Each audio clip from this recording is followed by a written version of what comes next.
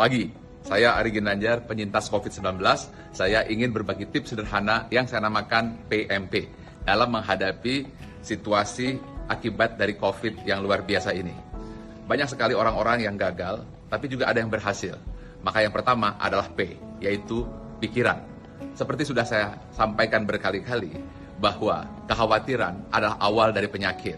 Ketenangan adalah separuh dari obat, dan kesabaran dari awal kesembuhan. Karena itu, kuasai pikiran dan fokus kepada harapan, bukan fokus kepada khawatiran. Karena apa yang kita fokuskan, itu yang akan berkembang. Yang kedua adalah makanan. Makanan adalah energi, karena ia adalah nutrisi yang bisa menggerakkan organ tubuh kita.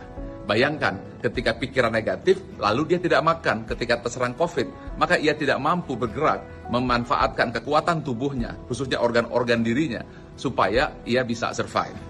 Nah, karena itu makanan itu adalah kunci yang harus kita jaga. Apapun yang terjadi tetap makan. Saya tahu ketika demam tentu kita tidak mau makan, itu saya alami. Kemudian mulut pun tidak bisa merasa, hidung juga tidak bisa mencium. Nah, pada saat itu mungkin kita malas makan. Ini yang berbahaya. Karena itu kita harus mau makan. Kita harus mau memberikan nutrisi agar kita punya energi sehingga nanti akhirnya menggerakkan organ-organ pada tubuh kita. Kita bisa membayangkan kan, kalau seandainya pikirannya negatif lalu tidak ada energi, ini yang membuat mereka jadi drop. Nah, yang ketiga, yang penting adalah P, pernapasan. Ketika kita terkena COVID, kita akan tersengal-sengal. Mengapa? Karena paru-paru kita terjadi inflamasi atau peradangan. Dan ketika di ronsen, itu yang putih-putih itu. Dan kemudian ada lendirnya. Akibatnya dia seperti lem yang membuat paru-paru kita tidak mau bergerak. Dan kalau bergerak, mungkin hanya sedikit saja, sehingga susah untuk menarik oksigen.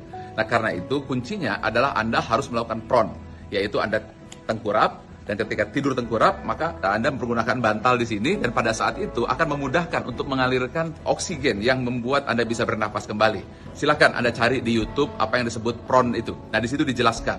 Nah, apabila kita sudah mampu menguasai 3 hal, yaitu pertama pikiran, yang kedua makanan, yang ketiga pernapasan, insya Allah kita bisa survive. Karena masalah yang saya lihat, orang-orang yang gagal itu karena pikirannya negatif, kemudian dia khawatir, lalu tidak mau makan, dan kemudian akhirnya tidak bisa bernapas atau gagal nafas. Karena itu, yang harus kita lakukan adalah pertama, pikiran positif, fokus kepada harapan. Makanan dijaga, pelihara nutrisi agar punya energi. Dan yang ketiga adalah jaga pernapasan kita.